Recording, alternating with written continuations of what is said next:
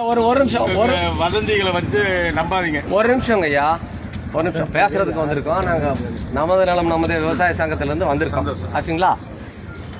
இப்போ நீங்கள் 3 நாள் வந்து அந்த பகுதியினுடைய பத்திரப்பதிவை நீங்கள் நிறுத்தி வச்சுருந்துருக்கீங்க. இல்லை, பதிவு வந்து நடந்துக்கிட்டு தான் இருக்கு. யாரோ தவறான தகவல் கொடுத்துருக்காங்க. ஒரு நிமிஷம் ஒன்று ரெண்டு வந்திருந்தாலும் பதிவாகி வாங்கியிருக்கோம் சார். நாங்கள் ஒரு 4 நாளைக்கு மூலம் கூட வந்து கேட்குறோம். நான் சொல்லியிருக்க மாட்டேன், நான் சொல்லலை, பதிவு மாட்டேன்னு சொல்ல யாருமே சொல்லலை. யாரோ தவறான நியூஸ் உங்களுக்கு கொடுத்துருக்காங்க. அதை வச்சு நீங்கள் வந்து இவ்வளோ தூரத்துக்கு உங்களுடைய வேலைகளை விட்டு வந்துருக்கேன். நல்லபடியாக ரெகுலராக இன்னைக்கு கூட பஞ்சிருக்கேன், பார்த்துக்கோங்க. முதல்வர் மக்களோட முதல்வர் அன்னைக்கு நீங்க வந்து நிறுத்தி வைக்க சொல்லியிருக்காங்க. நீங்க சொல்லியிருக்கீங்க, அப்பவே சொன்னீங்க. நீங்க அதுக்கப்புறம் தான் நாங்க வந்து பிரச்சனை பண்றோம் அப்படிங்கிறதுக்காக தான் நீங்க எழுத்து வடிவில் நீங்க வந்து இன்னிலிருந்து பண்ற அப்படின்னு சொல்லியிருக்கீங்க. அதுக்கு முன்னாடி நீங்க 3 நாள் நிறுத்தி வச்சிருக்கீங்க.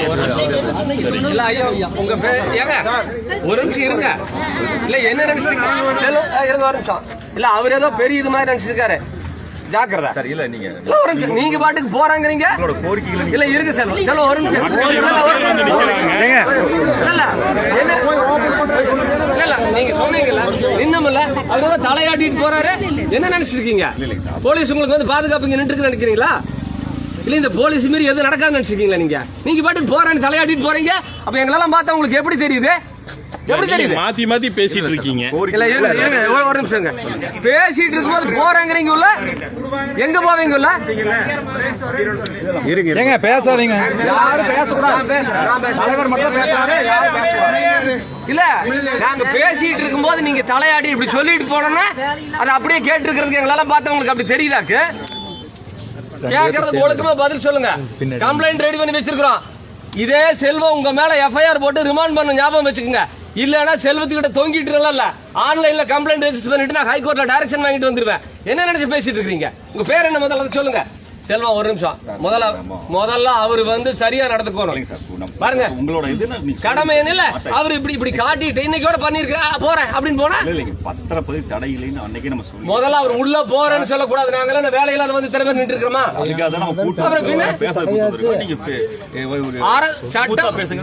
அல்லங்க அவரு ஸ்மூத்தா பேசியிருந்தா நாங்களும் ஸ்மூத்தா தான் பேசுவோம்.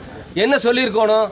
கொஞ்சம் நீங்க தள்ளி நில்லுங்க. நீங்க நடுவுல நிக்கிறத பார்த்தா ஏதோ நான் அவர் அடிச்சு போடுற மாதிரியும் நீங்க இப்படி குறுக்க நின்று இல்ல ஒரு அவரோட முகத்தை பார்த்து உங்க பேரு சொல்லுங்க. செல்வ பாலமுருகன். செல்வ பாலமுருகன் உன்னை தெரிஞ்சுக்குங்க. நீங்க இந்திய அரசியலமைப்பு சட்டப்படி அரசு பணியாளராக நியமிக்கப்பட்ட ஒரு அரசு பணியாள். உங்களுக்கான ஊதியத்தை அரசு எங்களுடைய வரிப்பணத்திலிருந்து வழங்குகிறது. சட்டப்படியான ஆட்சி நடக்குது. உங்களுடைய வேலை ஒவ்வொன்றும் சட்டப்படியா இருக்கும். உங்க வேலை மட்டும் இல்லை, இவங்க வேலை உட்பட சட்டப்படி பண்ணலன்னா என்ன ஆகுங்கிறது இவங்களுக்கு தெரியும். இப்பதான் உன்னை நாங்கள் பயிற்சி கொடுத்துருக்கிறோம். புரியுதா? நீங்களும் அதை ஞாபகம் வச்சுக்கோங்க. நீங்க ஒன்றும் கடவுள் அல்ல, அல்லது நீங்க ஒன்றும் அரசர் அல்ல. நாங்க ஒன்றும் உங்ககிட்ட பிச்சை கேட்டு வந்த ஆளுங்க இல்ல. புரியுதா? நீங்க இந்த டாக்குமெண்ட் ரைட் கிட்ட பேசுற மாதிரி எல்லாம் பேசுறீங்கன்னா வேற விதமாய் போயிடும். அதை நீங்க ஞாபகம் வச்சுக்கோங்க. இப்போ போலீஸ் இருந்திருக்கிறது வந்து மாவட்ட நிர்வாகத்துக்காக. இன்னும் இவங்க கிட்ட கேள்வி கேட்டா இவங்க பதில் சொல்ல வேண்டி இருக்குது. நான் பரவாயில்லன்னு விட்டு வச்சிருக்கிறேன். புரியுதா?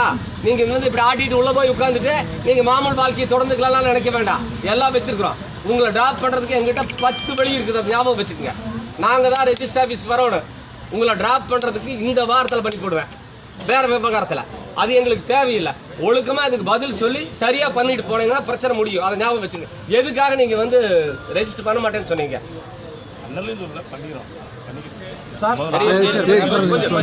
செல்வ இது என்ன பதில்?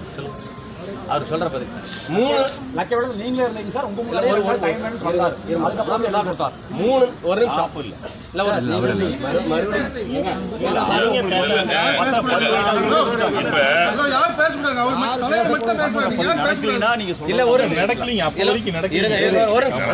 ஒரு நிமிஷம் இங்க பாருங்க. நான் வந்து ஜென்ரலா பேசுறேன்.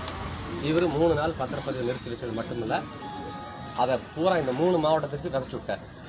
ஈரோடு, திருப்பூர், கோயம்புத்தூர் 3. அது நிறுத்துங்கப்பா. யார் இது? விளைவு என்னன்னா இப்போ கிரைய அந்த 3 நாள் நின்னது மட்டும் இல்ல, பணம் கொடுத்து டோக்கன் கொடுத்திருந்தவங்க கிரைய மணி திரும்பி போயிட்டாங்க. இப்போ என்ன சொல்றாங்கன்னா இதுல பிரச்சனை இருக்குது.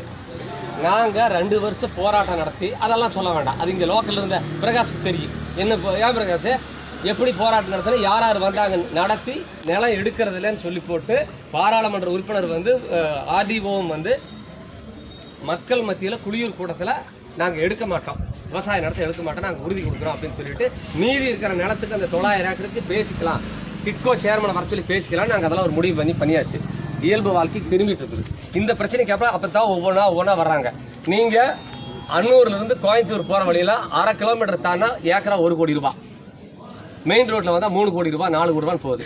அங்க 40 லட்சம் கூட போறதில்ல. என்ன காரணம்னா இந்த இளவெல்லாம் தான் காரணம். இதுல இருந்து மீண்டு இப்பதான் ஓரளவுக்கு வந்துட்டு இருந்தோம். இவர் 3 நாள் பண்ண வேலை இப்ப மொத்தமா வியாபாரம் எடுத்து போச்சு. இதுல இருந்து மீண்டு எந்திரிச்சு நீ ஒருத்த வந்து பூமி வாங்க வருவானா இல்லையான்னு தெரியாது.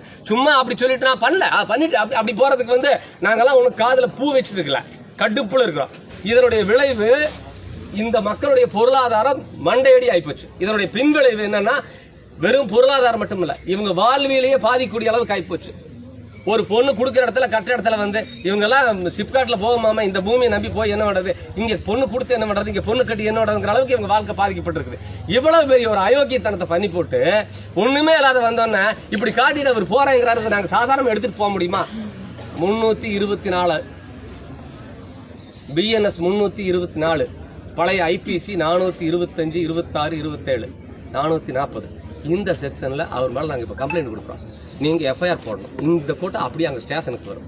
அவர் போகட்டும். நான் என்ன சொல்றேன், எதுக்கு பேசுறது கூப்பிட்டேன்னு சொன்னேன். இதெல்லாம் பண்றதுக்கு இதெல்லாம் தேவையில்லை, நாங்களாம் அங்க உட்காந்து பண்ணிடலாம். நீங்க பண்ணலன்னு சொன்னா ஆன்லைன்ல ரெஜிஸ்டர் பண்ணி போட்டு ஹைகோர்ட்ல ஒரு டைரக்ஷன் வாங்கிட்டு வந்துடலாம். ரொம்ப நேரம் ஆகாது. எங்ககிட்ட எவிடன்ஸ் இருக்குது. அவரெல்லாம் நான் சொல்லல அப்படின்னு சொல்றதுதான் ஆகாது. ஒரு வாய்ப்பு, செஞ்ச தப்பை திருத்திக்கிறதுக்கு ஒரு வாய்ப்பு. பாதிக்கப்பட்ட மக்கள் இருக்காங்க, அதுக்காகத்தான் பாலமுருகன் சரிதானே சொல்றாங்க, பாலமுருகனுக்கு ஒரு வாய்ப்பு கொடுத்திருக்கிறோம். இந்த பஜனை எல்லாம் பாடிட்டு இருந்தா அது மத்தவங்க கிட்ட நடக்கும், எங்கிட்ட